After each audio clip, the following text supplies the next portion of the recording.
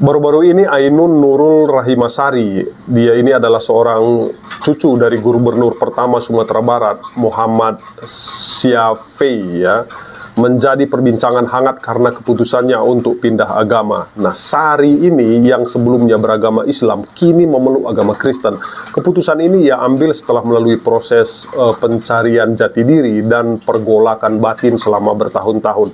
Nah, alasannya pindah agama, kalau dilihat dari channelnya Diaspora TV, ya, dalam sebuah video di kanal YouTube Diaspora TV, Sari menceritakan alasannya pindah agama. Ia mengaku sudah tertarik dengan agama Kristen sejak kecil.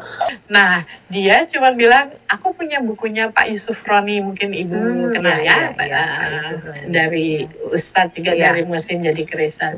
Nah, beliau punya buku perbandingan, nah lalu dikasih ke saya. Nah, kan kalau cinta sudah melekat, tai kucing rasa coklat. Jadi dengan bermodalkan buku itu, saya pulang dengan keingintahuan. Apa sih yang mau dijelasin gitu. Nah, ada 3 hal saja sebetulnya yang masuk di otak saya yang dijelaskan oleh Pak Yusuf Roni itu. Yang pertama, itu dibuktikan oleh beliau bahwa Yesus itu Tuhan. Beliau membuktikan begini, ada di dalam satu hadis Nabi itu mengatakan bahwa sekarang orang Muslim itu menanti datangnya seorang hakaman adilan, hakim yang adil, yaitu Isa putra Maryam. Terus dia bilang ini, coba lihat, ada nggak satu hakim saja yang adil di muka bumi ini? Mohon maaf, jangan marah ya Pak Hakim. yang sering terjadi, ya, itu kan tergantung sama seberapa jauh beliau mau memberikan pembelaan, ya kan. Nah, jadi tidak ada satu orang pun yang adil gitu. Terus yang kedua, dibilang, coba lihat siapa yang punya kewenangan untuk menghakimi manusia. Adakah manusia menghakimi manusia? Nggak ada. Yang menghakimi manusia itu hanya Tuhan. Nah, coba lihat, jadi ya, siapa itu Yesus itu, kok dia yang akan datang kembali dan penghakimannya adil? Karena dia Tuhan lah, makanya dia yang akan datang kembali menghakimi manusia dan penghakiman Tuhan pasti adil. Saya bilang, make sense ya, bisa diterima akal. Betul. Saya mulai merenung satu. Nah, yang kedua itu Pak Yusuf Roni bilang begini, kalau lagi sholat, itu yang tidak boleh ditinggalkan, itu kan Al-Fatihah. Salah satu ayat di dalam Al-Fatihah itu mengatakan ihdinas siratal mustaqim, siratal ladzina an'amta alaihim. Ya Tuhan, tunjukkanlah aku kepada jalan yang lurus, jalan yang benar. Nah, itu 17 rakaat sehari semalam. Jadi 2 rakaat subuh, 4 rakaat lohor, 4 rakaat asar, 3 maghrib, 4 isya, 17 kali. Nah, 17 kali dalam sehari semalam minta petunjuk kepada jalan yang benar. Kalau mati malam ini, kira-kira udah dapat petunjuk apa belum? Belum, besok pagi subuh ulang lagi, minta lagi gitu. Nah, itu katanya kan. Jadi, sampai kapan cuman berdoa terus nggak dapat tuh jalan yang benar itu gitu. Itu yang kedua.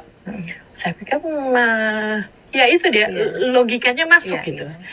Dan yang ketiga itu pada waktu sholat di tahiyat terakhir, itu kan nunjuk tangan gitu kan, mengatakan asyhadu alla ilaha illallah wa asyhadu anna muhammadar rasulullah, Allahumma sholli ala sayyidina Muhammad wa ala ali sayyidina Muhammad. Ya Tuhan, selamatkanlah Nabi Muhammad dan keluarganya. Nabi yang nabi, kita umat, kita doakan supaya dia dan keluarganya selamat. Lah kita, siapa yang doakan kita supaya kita selamat? Saat bersekolah di sekolah Katolik, ya, ia menyukai suasana Natal dan nyanyi-nyanyian rohani, ya. Nah, ternyata nyanyian juga bisa membuat orang kenal Tuhan, ya. Namun Sari baru benar-benar mendalami agama Kristen saat bertemu dengan kekasihnya yang beragama Kristen. Ia sering pergi ke gereja bersama sang kekasih ini dan memulai mempelajari agama Kristen. Sari juga mengaku mengalami kebingungan dengan isi Al-Quran. Ia merasa tidak mendapatkan jawaban yang memuaskan atas pertanyaan-pertanyaannya tentang agama Islam. Nah, terus bagaimana reaksi keluarga yang mayoritas memang semuanya beragama bukan Kristen? Sari mengatakan bahwa keluarganya tidak senang dengan keputusannya untuk pindah agama. Awalnya mereka berusaha untuk mencegahnya, namun Sari tetap teguh pada pendiriannya. Nah, Jadi Sari ini berpesan kepada orang lain. Nah, Sari ingin menyampaikan pesan kepada orang lain agar tidak memaksakan agama mereka kepada orang lain. Ia juga ingin agar orang lain lebih toleran terhadap perbedaan agama. Jadi keputusan Sari untuk pindah agama adalah pilihan pribadinya. Kita harus menghormati keputusannya dan tidak menghakiminya. Karena dari Kristen juga banyak juga berpindah ke agama Muslim sebagai mualaf ya. Nah, dan juga agama Muslim ada juga yang berpindah ke agama Kristen. Ini sebenarnya masalah keyakinan, masalah agama ini adalah pilihan pribadi masing-masing.